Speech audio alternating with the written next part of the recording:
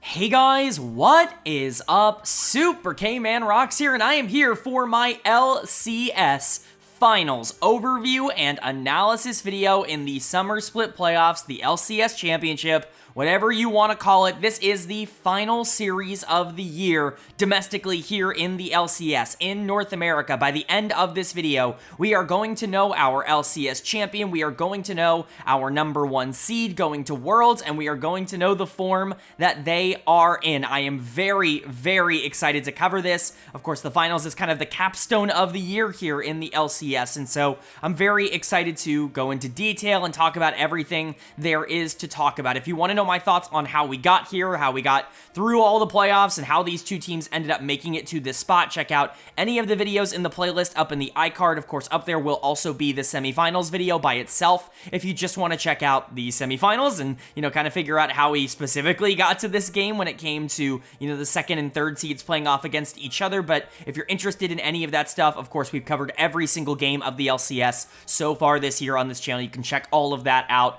up in the iCard. But of course, today we are going to be going over the finals. So without further ado, let's jump right into it. If you are new here, what we are going to do is go game by game, talking about the advantages and the disadvantages that each team was able to generate. I'll be giving a player of the game and a dud of the game for each individual game. And of course, at the end of the series, I will be giving a player of the series, in this case, a finals MVP, to tie everything into a nice, neat little bow. Nothing to preview, nothing to overview at the end of the video. This is the final series of the LCS in 2024. So for those of you who have stuck around all year, I hope you enjoy. I hope this is worth it, and I hope you enjoyed the finals in general. A lot of good stuff to cover, but I don't want to waste you guys' time too much at the beginning of this video. Let's jump right into the analysis. As you can see up on your screen, of course, this is a matchup between the #1 seeded Team Liquid and the #3 seeded FlyQuest. And the reason that this is such an intriguing matchup is because I don't think a lot of people expected these two teams at the beginning of the year to be the capstone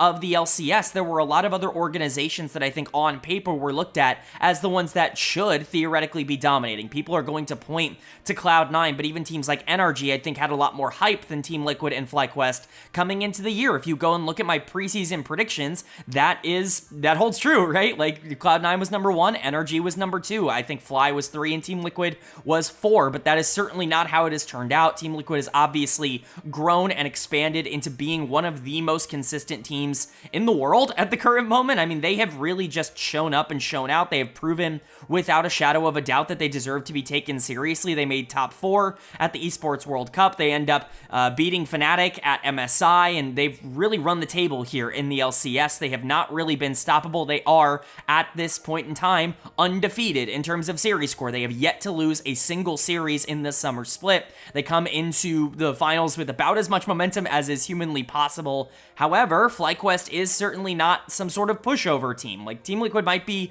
pretty big favorites for this series, but Fly is certainly not coming in here as gigantic underdogs. This was the team that kind of ran a similar road to Team Liquid in the spring split. This was the team that won winners finals and was feeling all good going into the finals in spring and just weren't able to bring it home. Team Liquid, coming down from the lower bracket, ended up actually making that miracle run and making it happen. FlyQuest actually has a pretty similar story at the current moment in terms of what they've been able to execute. They've gotten better and better over the course of this split. It feels like they've gotten more comfortable playing around mid lane. I think the top side of the map just needs to stabilize. That's really been the biggest question mark for FlyQuest. You've had players like Bwipo and Inspired having some up and down games, but as you guys know, I'm a big fan of Inspired. I think he's the best player on FlyQuest. I think that he has really stepped up and been a huge factor for them this split. He was very much in consideration for my MVP. I think he was second in my MVP running. He was my first team All-Pro jungler this split. I think he continues to be mega underrated, and I think when FlyQuest is looking at avenues to potentially get some advantages in this series, it has and always will be in the jungle for them,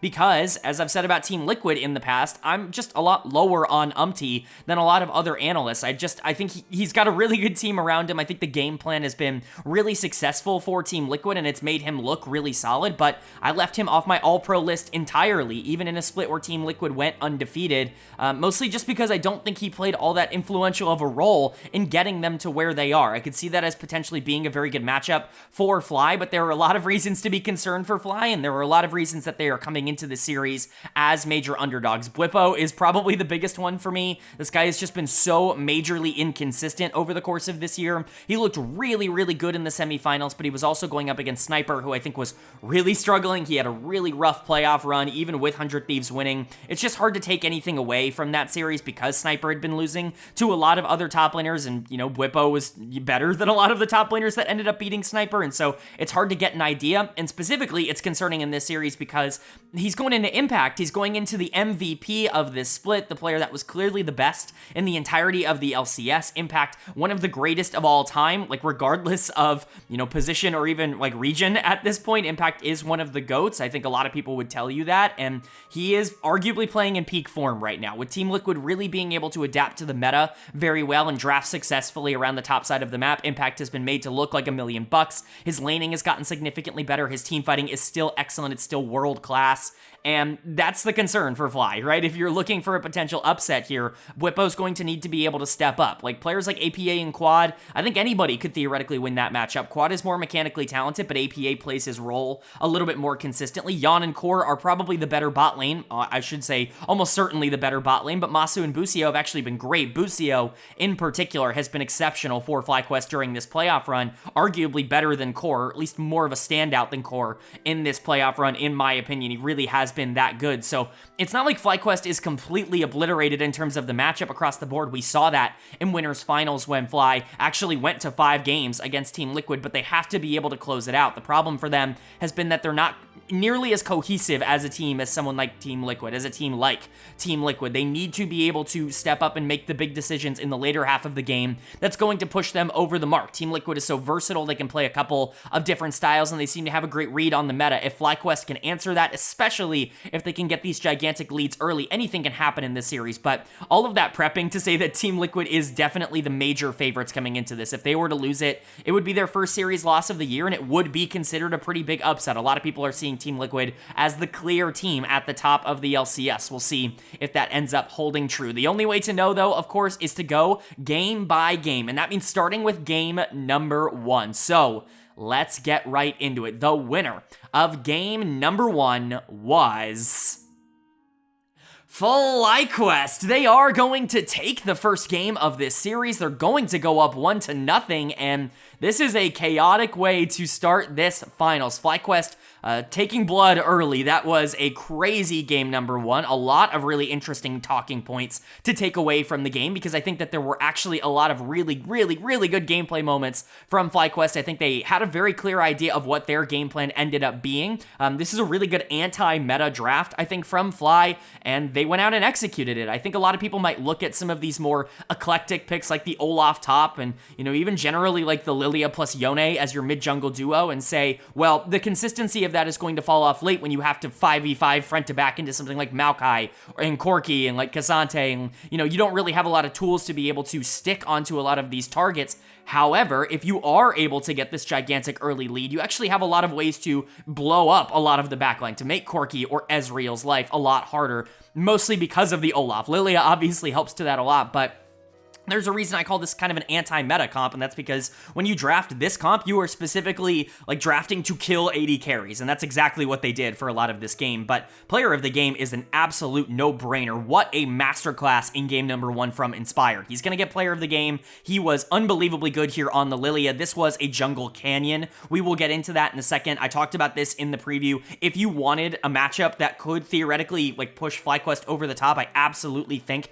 it will be this jungle matchup. I think Inspired is the best player on Fly. I think Umti is the quote-unquote weakness of Team Liquid, and so if you are able to attack that in the way that they were in this game, it's really going to be in favor of Fly, and I was really excited to see them kind of understand that here in game number 1. Take the Maokai completely out of the game. Inspired really just made it impossible for this Maokai to do anything. Umti obviously didn't do himself any favors by doubling down, but this guy was up like 3k gold by himself by the end of the game. This was a ridiculous Lilia performance, genuinely one of the best that Inspired has had all year long, and to kick off the finals, that's a pretty great way to start it and a pretty great place to be after game number 1. So credit to Inspired. Again, I really just want to point out this guy continues to get undervalued. I know that the comments section, even on these videos, doesn't always agree whether or not Inspired deserves a lot of the credit that he gets, but, you know, I've been very adamant that he does. I think he's a very, very good player, and I think he continues to prove that. Obviously, you got to point out the Olaf. The Olaf was a major issue for Team Liquid. They really didn't have a clean answer to it throughout the game, but, like, their comp doesn't have a clean answer to it, especially if the Maokai is going to be incredibly behind. If he doesn't have the gold, he's going to get blown up in a lot of these circumstances. Cassante can't really deal with him in the mid game, and then you have Corki and Ezreal, and obviously they're not going to be able to easily deal with something like an Olaf. They can't just kite him out. He is going to be a bit of a problem for Team Liquid. The moment that he started getting gold and started snowballing a bit out of control, the moment Maokai in particular was taken out of the game on the other side of the map, it was kind of doomed for Team Liquid. All of a sudden, this game becomes a lot more difficult to end up winning, and that's exactly what happened. So it was the two veterans on the top side, Bwipo and Inspired here, that really created this gigantic mismatch. And remember, we talked about this. They were the players that had to step up. Inspired, not only because he's kind of the team leader and the player that I think they run a lot of their like active playmaking plays through, but Bwipo because he's been really inconsistent. If Bwipo's going to have a great series, if he's going to make the kind of impact that he did here in game 1 across multiple games, that is a complete game changer for FlyQuest. I think obviously the rest of Fly was good as well. Quad, Maso, and Busio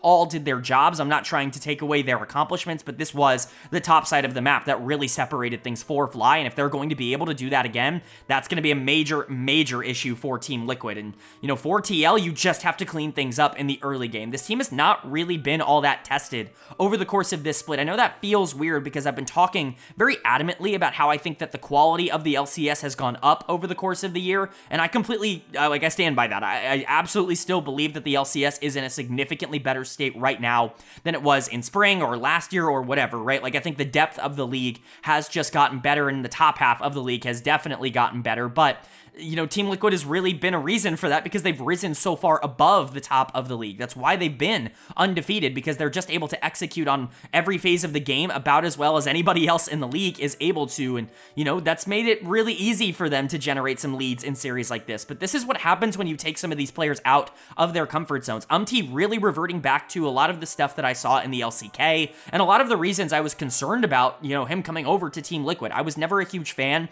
of Umti when he was on Bro. A longtime viewers of the channel will remember that for sure, and a lot of that carried over into this game because he just doubles down, he triples down. When he's in a bad spot, he's constantly trying to instantly reverse it. He's constantly trying to immediately pull the game back and make these really aggressive, crazy moves that he doesn't make when he's playing from ahead, and it just completely ruins his game. It runs it into the ground. He's an easy choice for dead of the game. This was a miserable Maokai performance. Ironically enough, we're continuing to see Maokai underperform in a lot of these playoff series, a lot of these regions. I've not complained about the champ because, again, I think the champ is in a good state, but I think the meta is not necessarily ideal for a champion like Maokai that relies so much on late game pressure and doesn't really have anything to do in the early game, especially when you've got like a Lilia and a Yone and an Olaf that are going to be trying to play aggro and get that gigantic lead. Maokai can't really match that, and so even though you are picking kind of the meta 3 here of Cassante, Maokai, Corki that has been so popular over the course of the last few months, you don't really have any way to get them to where they need to be as long as FlyQuest plays well. Like, you don't have the tools necessary in the early game to get them there. So, you know, again, I don't think it's a horrible draft or anything. Drafting meta is never a huge negative, but there's a reason that this core that has been so successful and so prominent over the past couple of weeks is not doing so well in the playoffs right now, and I think we saw a lot of that in this game. I also want to shout out Jan, who was really bad this game. People aren't going to see it as much because, you know, Umti was really, really bad, and he was down like 3,000 gold, but Jan was horrible in these team fights. The positioning was really awful. The damage output was really awful. Jan's had a couple of weird games over the course of this playoff run. This has been his worst stretch of the year. He was better in spring regular season. He was certainly better in spring playoffs when he was the biggest reason they were able to win the title. He was awesome in the regular season. I thought he was an MVP, like finalist caliber player, and it's just not been there so far in the playoffs. I don't really know what the issue is. He's never been the cleanest team fighter in the world, but it's definitely got to be better than this moving forward. So a lot to clean up for for Team Liquid. It's just game number 1, but I definitely think they need to have some tools to be able to get their own early game leads. If they don't do that, you don't want to put the series in the hands of FlyQuest to have them either win or lose it themselves. You want to be able to control the tempo, and honestly, that's something that Team Liquid has been really good at over the course of this year, so I imagine they'll fix it. But for Fly, great game number 1. You just have to be able to keep the momentum up. If you can go up 2-0 in this series, you know, forcing Team Liquid to win 3 games in a row against you, that is not an easy task, even for Team Liquid. So a massive game number 2. Who's going to take it? Is FlyQuest going to be able to take that dominating series lead, or is Team Liquid going to be able to even the series up? Well, the winner of game number 2 was Team Liquid. They are going to take game number 2. They are going to tie up the series here at 1 apiece, and this is much, much better from them. This was not nearly as much of an early game catastrophe as game number 1 was. They put themselves in a good position. I think the draft is obviously pretty interesting, and Fly very much not putting themselves in good positions. This time it was Fly's turn to have one player who just completely runs it down in the early game, and we'll definitely get to that. But for Team Liquid, they were able to take advantage of it and really pop off this game. A couple of high-profile, big, important performances coming in from some key players, most notably, of course, Jan in the bot lane, who is a very easy choice for player of the game. This was an excellent game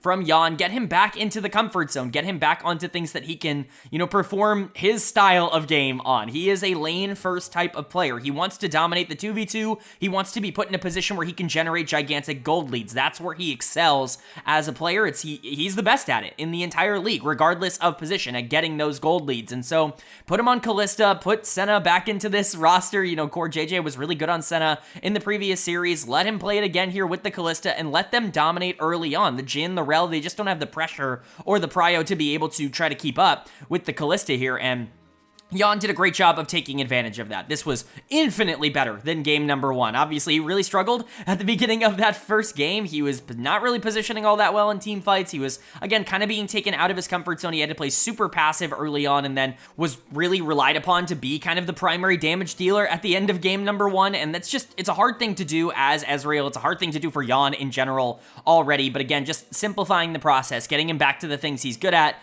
is obviously a really good idea. The other player that you have to shout out in this game number 2 is APA in the mid lane on the Nasus. I mean, Nasus is unkillable. Mid lane Nasus is one of those champions that I have made a decision on. You know, we were talking in the previous couple series about how it's hard to kind of get a grasp of where Nasus is as a champion, because when he works, he looks unstoppable, and B1 looks incredibly justified, and when he doesn't work, he looks unplayable. And, you know, a lot of the flaws of that champ where he can just get kited into oblivion look, you know, very, very easy to execute, especially on champions like Jhin. Jin's actually a great champion to try and shut down the Nasus because you can just kite him out in perpetuity forever. Like Ashe, another champion that just makes it really hard for Nasus to play. But when Nasus has so much health and so many stats that he just can't die in the middle of the map, then all of a sudden APA becomes one of the most important and valuable members of the entire game. This was a really good one from APA, and Nasus continues to kind of overperform my expectations. But of course, you got to shout out Impact as well on the top side. Pretty gigantic top gap in this game. Whippo was not very good. We will definitely get into that.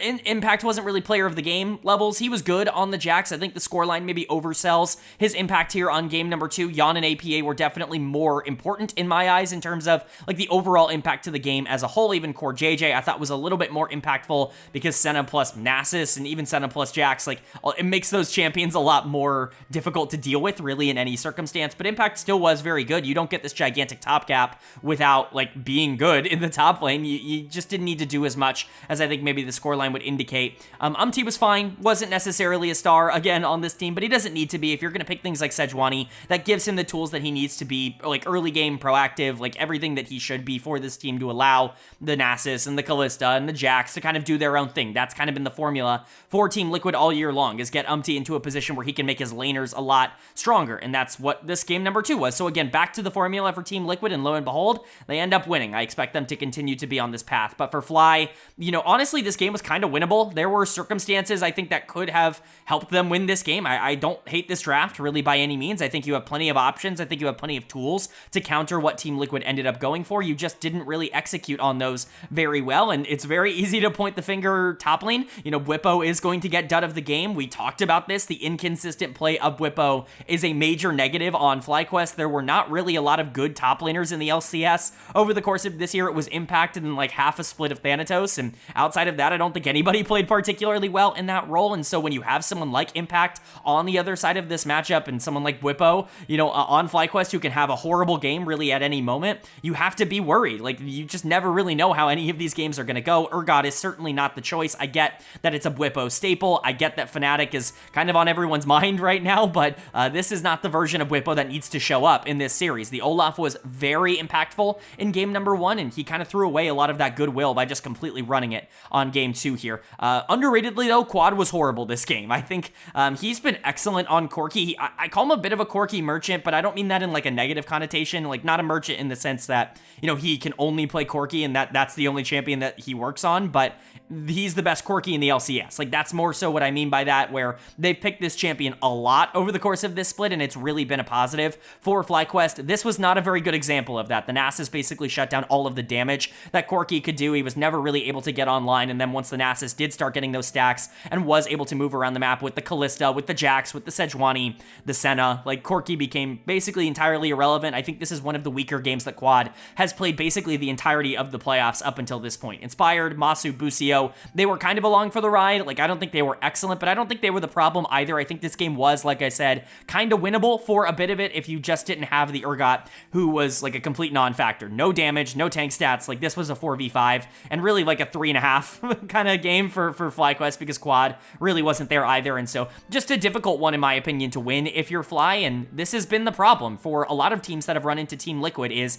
you just can't make one mistake. You can't have one player that's underperforming. Everybody has to win across the board, and that just wasn't the case here in game 2. But the series is now tied up at 1 apiece. As you guys know, game 3, to me, the most important game of the entire series when you are tied up at 1 apiece. Having to win both of the final 2 games becomes a monumentally more difficult challenge when you lose game number 3. So a very, very big momentum shift incoming here on game 3. Only one team's going to be able to get it. Who will it be? Well, the winner of game number 3 was FlyQuest. They are going to take game number 3. They're going to go back up in this series 2-1, and they are looking very good at the start of this series. They are 1 game away from winning their first ever LCS title, and they're doing it in pretty dominant fashion. This was a great game from Fly. Team Liquid really did not have any answers to what FlyQuest threw at them. This is an intriguing draft, certainly a couple of options and decisions made by Fly to try to increase some of their consistency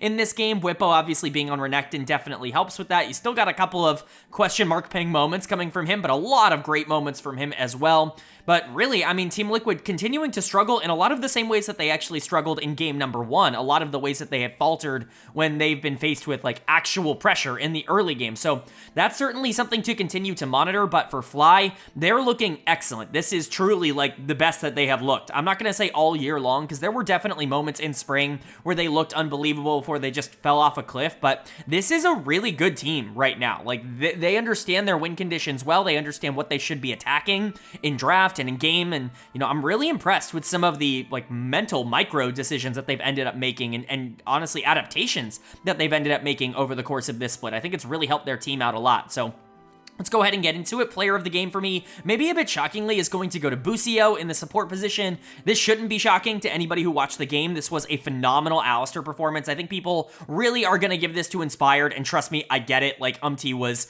giga useless once again. This was a jungle canyon, but I think a lot of that was more of a team effort in this game than it was in game number 1. I think that there were a lot of, tools and options at Inspired's disposal to use to get into a really bad position. I think the Ivern obviously doesn't help with that. Having to play Ivern from behind is really not all that good. It's not all that easy. And, Busio, I think, did a great job of kind of setting up a lot of the plays that both Inspired and Masu and Quid ended up capitalizing on. If you've been following my playoff coverage, you will know that I think Busio has really turned that corner. He's like made that leap over the course of this playoff run to become one of the elite supports, if not like the elite support in the LCS. Like, Core JJ's awesome, and, I think that there is a strong argument that he's the #1 support in the LCS, but if it's not him, it's definitely Busio right now. now, who has just been exceptional for Fly. I'm not going to say been a Busio hater, because again, that feels disingenuous to what I've said about him in the past. I've just said that there was a lot more room for growth than I think people give him credit for, in the sense that I think last year wasn't very good from him. He didn't show a lot of things that made me feel very great about him being on this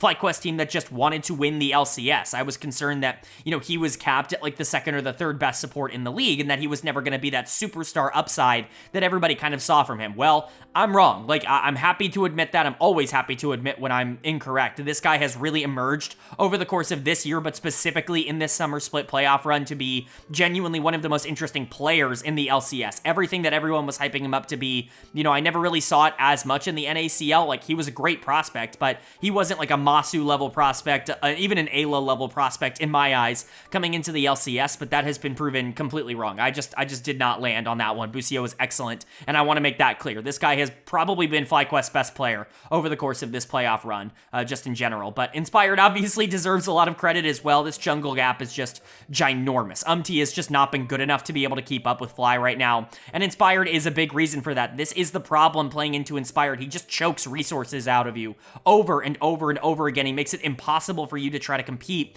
in these one-on-one resource gathering games, because nobody is going to be able to outdo Inspired in that zone. He's great at objective control. He's a phenomenal team fighter, and he doesn't really make a lot of errors. He's not somebody that is going out there and like giving opportunities for enemies to get back into the game once they've already lost a lot of gold early. Typically speaking, his only weakness has been sometimes he can be a little passive, like pre-10 minutes, but even in the mid-game, he's always been a really great jungler. And now, at least in this series, he's been really aggressive at the beginning of these games, and so it's doomed. Like, if you're going to get an aggressive version of Inspired, I honestly don't know how many weaknesses he's going to have left. He's already been one of the best players in the LCS, and I think his primary form of like negative criticism, it's not even present right now in this series. He's just playing phenomenal. Quad and Masu were excellent. Masu pulling out the Seraphine. Really liked this pick, I think, from in isolation. I wouldn't have liked this pick a lot if you didn't go for something like, Alistair. I think having a lot of that setup, like that real core control, I think was really important, and Masu, I think, was,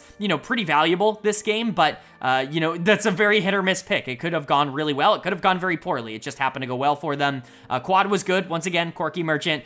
Whippo definitely a little bit better on the Croc. That's been well documented, but definitely still want to see him clean up maybe some of the plays. They targeted him a lot. I'm not going to blame him entirely for having 5 deaths this game, but overall, like, this was a dominant performance from FlyQuest, and through the first 3 games, it's pretty clear that right now they feel like the better team in this series, which is certainly not what I expected going into it. For Team Liquid, you've got to turn something around. This series is not over, but you were gigantic favorites coming into this finals, and honestly, you've just not shown up yet. Like, the version of Team Liquid that we all kind of got used to, it has not been present as of now. Like, there have been so many issues. I'm not a huge fan of a couple of the picks in this draft. I really like Ivern Tristana. I think that is mega broken, and I think specifically for Team Liquid, this is a really good duo to kind of maximize the things that they are good at. I think it gives you a lot of priority in the early game. It gives you outs in the late game, specifically if things like Gangplank do get online. But that's the first source of my criticism, is Gangplank. I just think is so weak right now. His numbers are just way too low to ever really have him make an impact, pun entirely intended here. And, as good as Impact is on Gangplank, it's his best champion historically, like, by a lot. This was not the circumstance to bring it out in. Like, R5 Gangplank going into Renekton, going into Zyra, going into even a Seraphine. There were just way too many tools that end up shutting off what Gangplank wants to do, and they didn't get to the part of the game where Gangplank could even be useful. This was a gigantic wallet gap by the end of the game, and, I think Gangplank is kind of a wasted pick in the top lane, if I'm being honest. I think Yon was significantly worse once again here. Bot lane in general just kind of got gapped by Busio.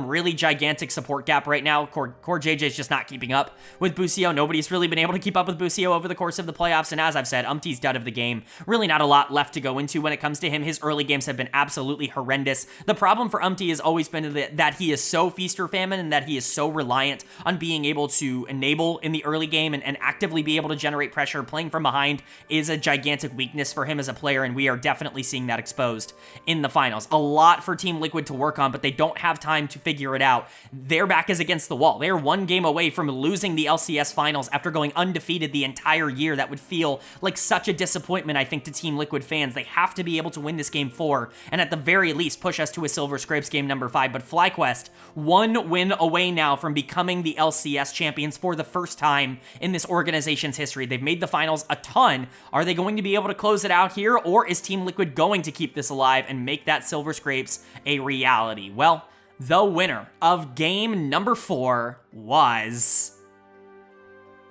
FlyQuest. They are going to take game number 4. They are going to take this series 3-1, and they are going to do it. Your 2024 LCS champions are FlyQuest. Their first ever title in the organization's history, maybe the last title under the LCS banner. We don't really know what's going to happen next year. There's been a lot of announced changes and a lot of not announced changes, and we don't know the direction that this league is going to go in. But for this game 4 to end the way that it did, for potentially the final game under the LCS banner to be a Winions like finals moment, is genuinely one of the most insane things of all time. If you haven't watched this game, please go watch this game. It's pretty fun. Like, the game itself, there's a lot of back and forth action, a couple of good plays, a couple of bad plays from both teams, but you can't say you've ever seen this before. You cannot tell me this is not the most unbelievable ending to a finals, to a championship that you have ever seen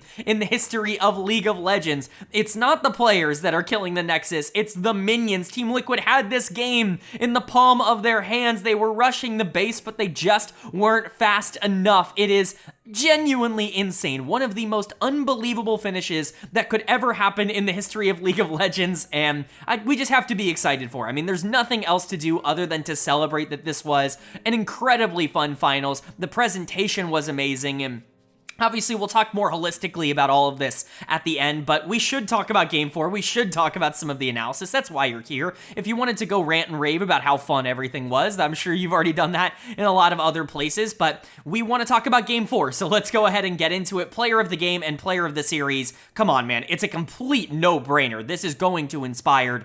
Genuinely one of the best finals performances of all time. This was one of the biggest jungle gaps I have ever seen in the LCS. Typically speaking, you don't see these gigantic differences in the jungle. It's usually in one of the lanes, at least in the western regions. You're not really seeing junglers completely run themselves off the map, or, other junglers completely push, these game states into oblivion for the enemy team, but that's what we saw here. This is one of the most dominant performances we have ever seen in a finals, and Inspired more than has earned player of the series. Ironically enough, I think maybe this Ivern game was probably his least dominant of the wins.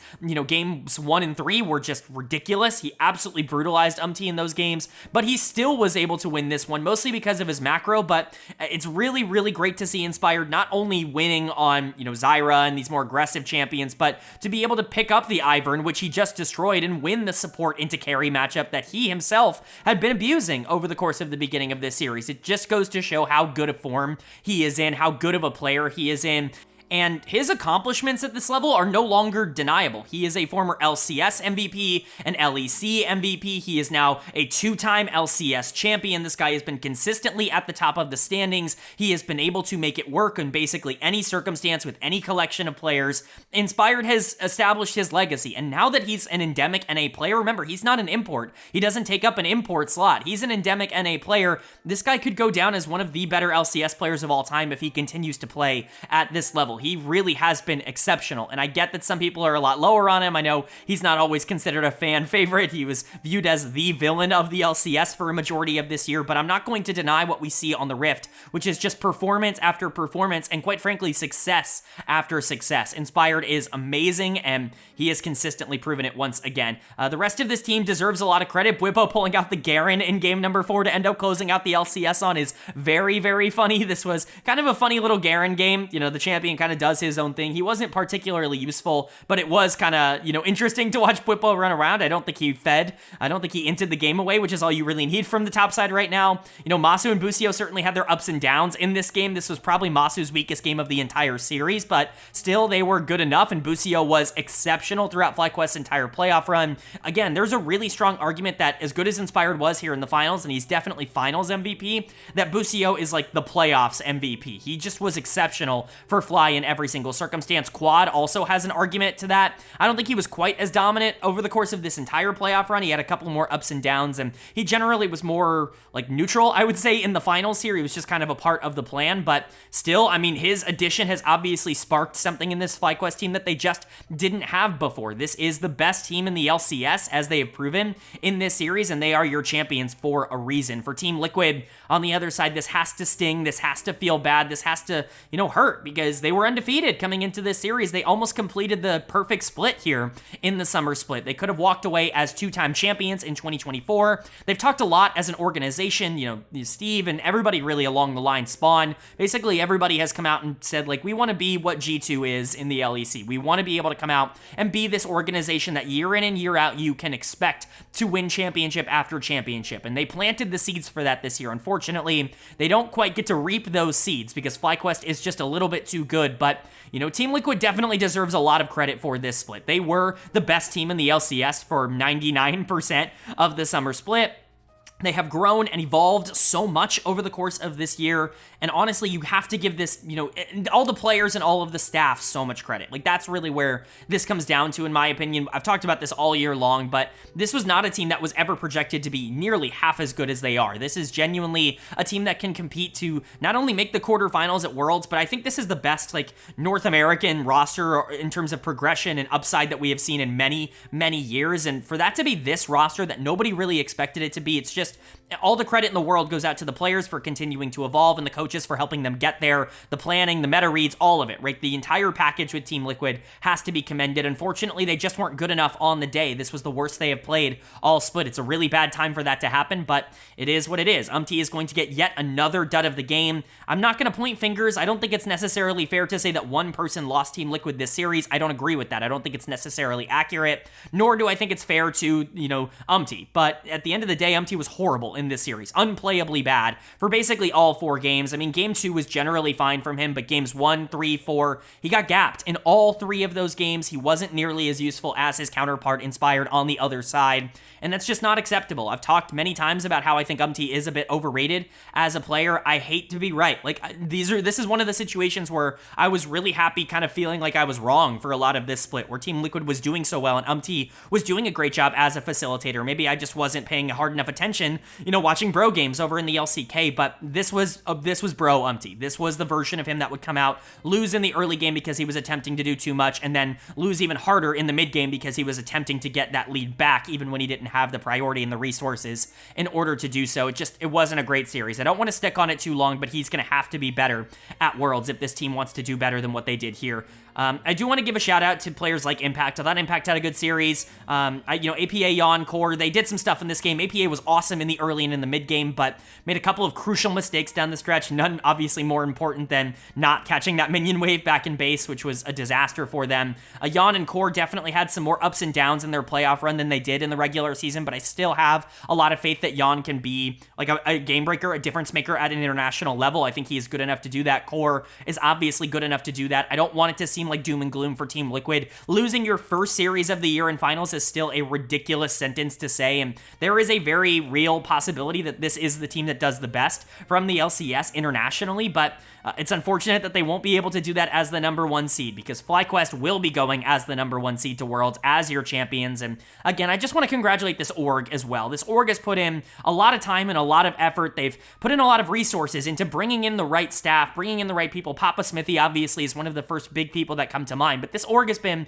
trying to win for a lot longer than just this new era, this new regime in, FlyQuest right now. They made finals back in 2020, and ever since then, they have been a perennial top-tier team here in the LCS, and, there's been a lot of ups and downs. There's definitely been some moments where they've looked a lot worse than some moments where they've looked a lot better. 2021 was definitely a bit of a low point, but this team has always committed themselves to trying to find the best out regardless of where the situation is at, and it has finally paid off with an LCS championship. This is the roster that absolutely deserves it, and I really, really am excited to see what they can do moving forward this year.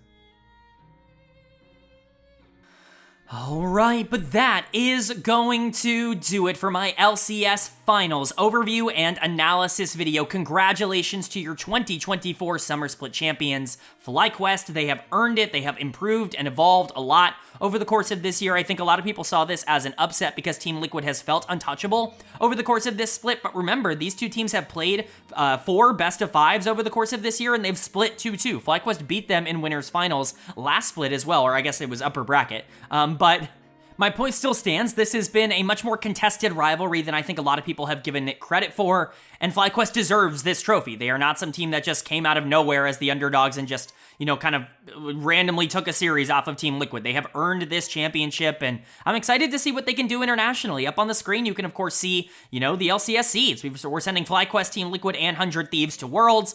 I think these are 3 good teams. 100 Thieves has a lot to prove in the play-in stage, but I think that's going to be good for them to try and level up. I've seen some discourse on whether or not, like, they are a good enough team to, like, make it out of play-ins. I think people are forgetting the new format. That's the only question that I can really raise. 4 teams, 4 of the 8 teams are making it out of play-ins. If they're not upper half at the very least in play-ins, that's ridiculous. Like if that's the case, then they deserve to not make it out of play-ins, and we should have never sent them to Worlds. But there's no way they're a bottom 4 team in the play-in stage. I can't believe that. I think 100 Thieves, at the very least, even if you don't think they're a top 2 team, is going to be good enough to make it out of play-ins and hopefully start to level up more as we go through it. But FlyQuest and Team Liquid are dangerous teams. Do not sleep on them. I'm not really sure where I land on them at the current moment in terms of the international prospects, but the LEC is certainly not looking all that great in terms of depth right now. And while the LCK and the LPL are very good, they don't feel nearly as untouchable as they did in 2023, where it felt like there was this gigantic gap in between, like, the Eastern regions and everyone else. It just doesn't feel like that right now. There is kind of an open hole for teams like FlyQuest or Team Liquid to potentially make a dent if they could. So really excited to see what happens, but I'd love to hear you guys' thoughts and opinions on how you think the LCS will go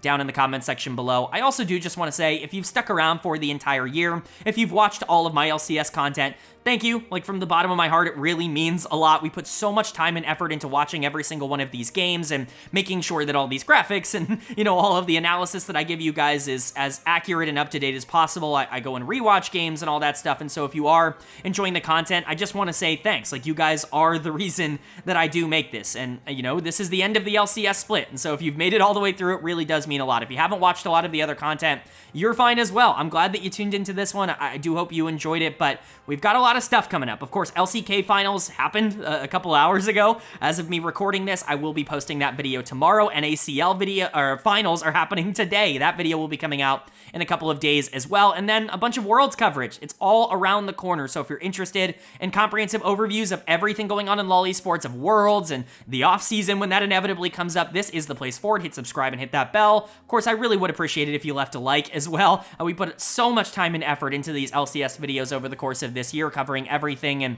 it really would mean a lot to me. But, you know, again, I just want to say thank you. I know this feels like a long outro, but I wouldn't be able to do what I do here without you guys, so I really appreciate it. But with all that being said, I hope you all are having a great day. I hope you continue to have a great day, and I will see you all